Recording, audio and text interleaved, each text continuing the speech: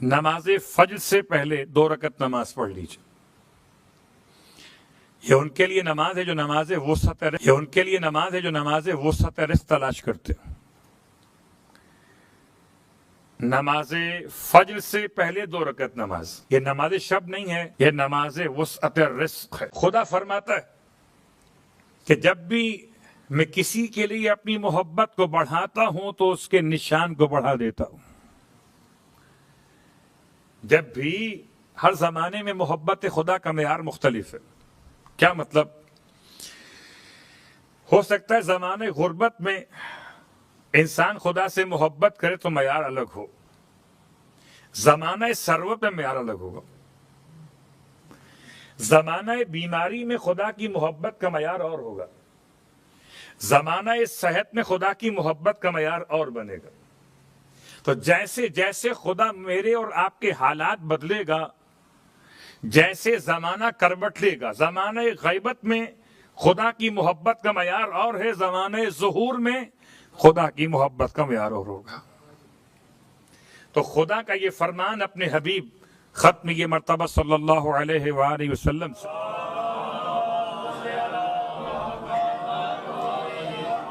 کہ حبیب اولئک الذین نظروا الی المخلوقین بنظری الیہم. عجیب جملہ پروردگار کا کہ اے میرے حبیب وہ ایسے لوگ ہیں کہ جنہیں میری محبت مل رہی ہے، وہ میری مخلوق کو ایسے دیکھتے ہیں جیسے میں خود دیکھتا ہوں. اللہ اکبر، عجیب جملہ ہے. کبھی تصور کیجئے کہ خدا اپنی مخلوقات کو کس طرح دیکھتا ہے. یہ بات بہرحال آپ کے علم میں اس سے پہلے سے محفوظ ہے کہ پروردگار کی نگاہ محبت کے بہت سارے تقاضے ہیں. البتہ ایک مثال سمجھانے کے لیے کہ اگر خدا کی محبت کو مجسم دیکھنا ہو تو شاید ماں کی محبت انسان کو خدا کی محبت سمجھا دے. خدا کہتا ہے کہ میں جن سے محبت کرتا ہوں وہ میری مخلوق کو ایسے دیکھتے ہیں جیسے میں خود دیکھتا ہوں، اور انہیں کھلاتے بھی ہیں، پلاتے بھی ہیں، اور ان کی کسی بات پر ناراض بھی نہیں ہوتے. وہ پتھر مارتے ہیں، یہ دعا دیتے ہیں. وہ کانٹے بچھاتے ہیں، یہ پھول نچھاور کر دیتے ہیں. وہ گھر سے نکالتے ہیں، یہ گھر میں بلا لیتے ہیں.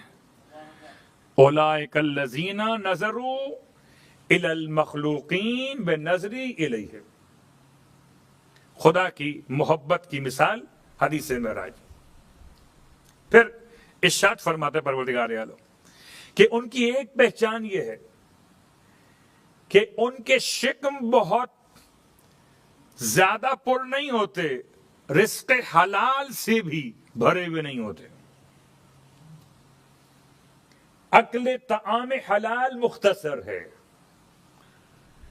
یہاں سے لے کر بات آگے بڑھ، پروردگار نے پہچان بتائی کہ ان کی نعمتیں میری محبت، ان کی نعمتیں میری خوشی، ان کی نعمتیں میری رضا. بس ہے بڑا مشکل کا، مگر کیا کیجئے. حدیث قدسی میں پروردگار نے پھر اپنے حبیب سے ارشاد فرمایا، یا احمد اگر آپ چاہتے ہیں، ان توحب اگر آپ چاہتے ہیں، کیا چاہتے ہیں کہ ان تکون اور الناس خلقا، کہ آپ تمام انسانوں میں سب سے زیادہ صاحب ورع ہو جائیں. اپنے کم سن دوستوں کے لیے، نوجوان ساتھیوں کے لیے، اورا کا مطلب ہے ورع، بہت پرہیزگار. ایک تقوی ہے، ایک ورع ہے. تقوی گناہ سے بچنے کا نام ہے، اور ورع گناہ کے قریب نہ جانے کا نام ہے. گناہ سے بچنا تقوی ہے، گناہ کے قریب بھی نہ جانا ورع ہے. اگر آپ چاہتے ہیں کہ آپ تمام انسانوں میں ہو جائیں ورع ترین شخصیت، تو حبیب آپ کو چاہیے کہ دنیا کو چھوڑ دیں، زہد اختیار کریں. ورغب الآخرہ فازہد الدنیا ورغب الآخرہ، دنیا میں زاہد بن جائیں اور آخرت کی طرف راغب بن جائیں۔ اللہ کے حبیب نے سوال کیا، یا الہی کیف ازہد فی الدنیا وکیف ارغب عن الآخرہ، کیسے ہو سکتا ہے،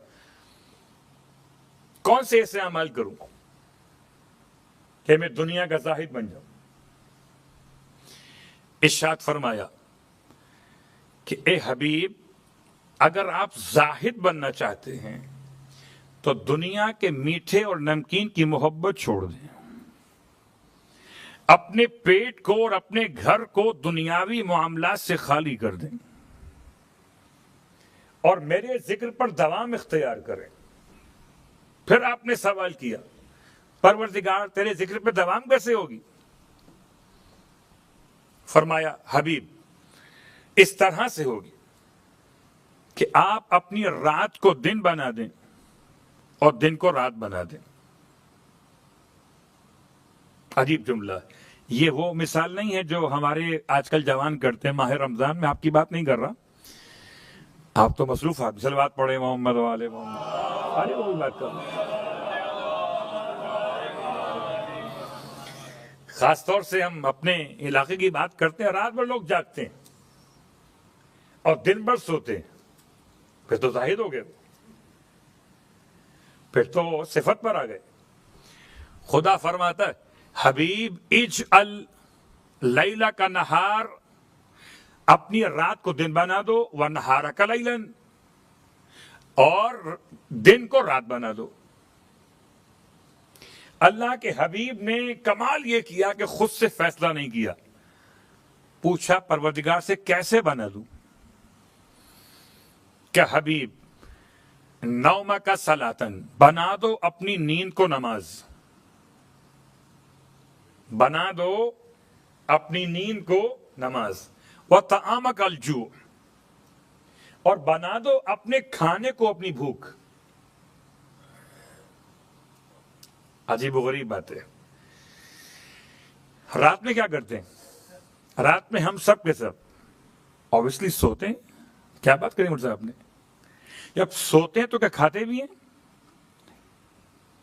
رات میں دو کام ہوتے ہیں، سو جاتے ہیں یعنی کچھ نہیں کرتے، اور اس کچھ نہ کرنے میں کھانا بھی نہیں کھاتے۔ سوتے میں کوئی انسان کھانا خواب میں کھا لے وہ اور بات ہے، تو خواب میں تو کچھ بھی کھا سکتا ہے وہ الگ موضوع، لیکن پریکٹیکل فزیکلی انسان سوتے ہوئے کھانا نہیں کھا سکتا۔ خدا کہتا ہے اے حبیب اپنی رات کو دن بنا دو، دن کو رات بنا دو۔ کیا مطلب؟ اپنی نیند کو نماز بنا دو۔ جب بستر پہ لیٹ کے سوتے ہو سمجھو عبادت میں کھڑے ہو کے کہ نیند ہو رہی ہے،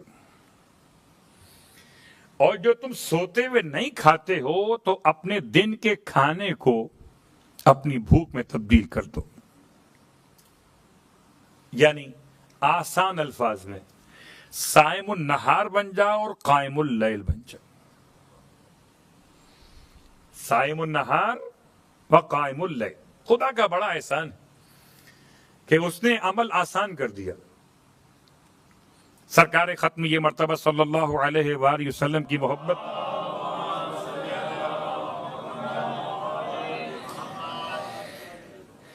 اگر آپ چاہتے ہیں قائم اللیل بنے تو بہت مشہور روایت کہ رات کو سونے سے پہلے وضو کر لیجئے، تو رات بھر سوئیے اور عبادت کا ثواب لیجئے۔ اور اگر چاہتے ہیں کہ دن بھر آپ صائم النہار میں شمار کیے جائیں تو ماہ رمضان کے علاوہ بھی ایک طریقہ تو ہر مہینے کے 3 روزے 30 کے برابر، اور ایک طریقہ کہ ماہ شوال کے 6 روزے 60 کے برابر، تو 30 ماہ رمضان کے روزے 300 کے برابر، اور 6 روزے شوال کے شکرانے کے 60 کے برابر، 360 سال کا فگر مکمل ہو گیا۔ تو یا تو ہر مہینے کے 3 روزے یا ماہ رمضان کے ساتھ شوال کے 6 روزے عید گزارنے کے بعد خبردار یاد رہے، ایسا نہ ہو کہ کل کہیں مولوی صاحب وہ عید پہ روزہ ہو گیا. ویسے تو کہہ کے بھی نہیں ہوگا صلوات پڑھے محمد والے.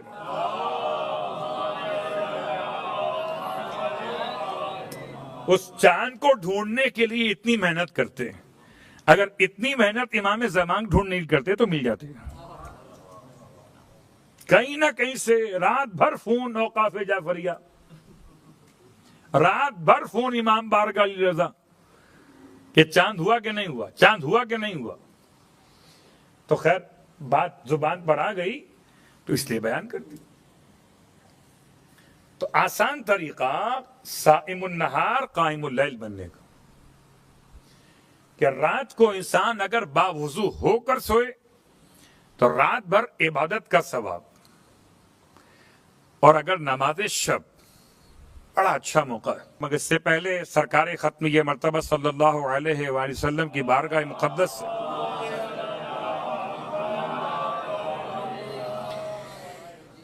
ایک اور نماز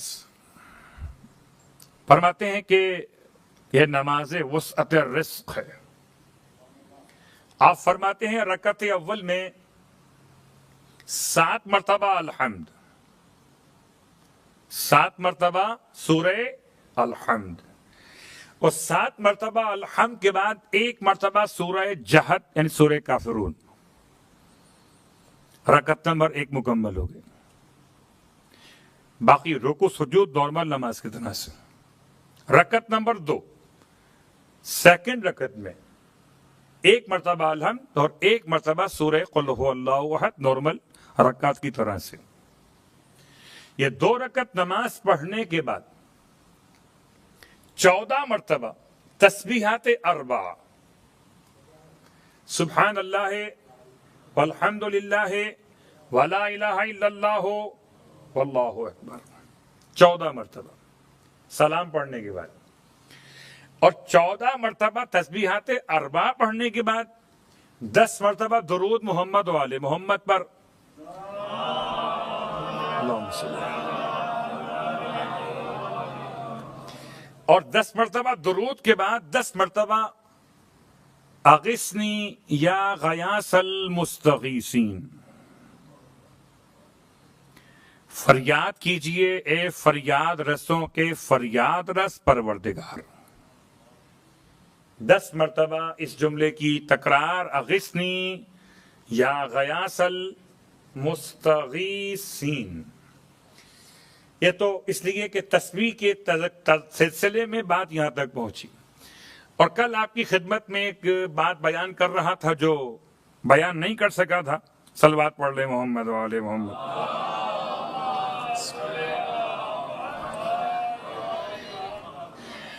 آج کی تسبیح پڑھ رہا ہوں، نہیں پڑھ سکا کل کی تسبیح آپ کی خدمت میں، تو 1 تاریخ مہینے کی رسول خدا کے نام کی تسبیح، 2 تاریخ مولائے کائنات کے نام کی تسبیح، فی الیوم الثالث. یاد رکھیے ہر معصوم کی صلوات مختلف، صلوات خاصہ، ہر معصوم کی دعائے حجاب مختلف، ہر معصوم کی دن کی دعا اور زیارت مختلف. اور تسبیح فرماتے کہ سبحان من استنار بالحول والقوہ،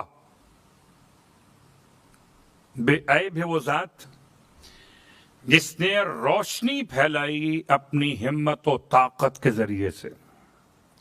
سبحان من احتجب فی سبع سماوات، اور بے عیب ہے وہ ذات کہ جس نے 7 آسمانوں میں اپنے حجاب کو قائم کیا. ایسا حجاب فلا عین تراہو، جس سے آنکھ نہیں دیکھ سکتی.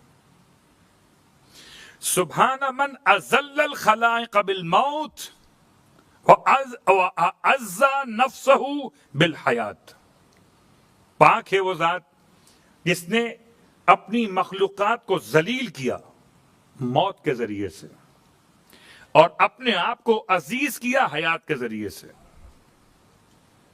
سب کو فنا ہے، ذات خدا کو فنا نہیں. سب مر جائیں گے، ذات خدا ہمیشہ کے لیے باقی رہے گی. اس لیے شہزادی نے خدا کی تسبیح میں ان الفاظ کو ادا کیا. سبحان من یبقى و یفنى کل شیء، پاک ہے وہ ذات جو خود باقی رہے گی اور باقی تمام اشیاء فنا ہو جائیں گی. سبحان من استخلص الحمد لنفسه، پاک ہے وہ ذات جس نے حمد کو اپنے نفس کے لیے خالص کر لیا. وارتضاہ، اور اپنی حمد پر راضی ہو گیا. سبحان الحی العلیم، بے عیب خدا زندہ صاحب علم. سبحان الحلیم الکریم، بے عیب خدا حلیم برداشت کرنے والا، الکریم کرم کرنے والا. سبحان الملک القدوس، بے عیب خدا جو مالک بھی ہے اور قدوس بھی ہے. قدوس تمام تر عیوب سے پاک اور پاکیزہ. سبحان العلی العظیم، پاک ہے وہ ذات خدا کی جو علی بھی ہے اور عظیم بھی ہے. سبحان اللہ و بحمد، پاک ہے اللہ کی ذات اور وہی لائق حمد. صلوات پڑھ لیں محمد و آل محمد.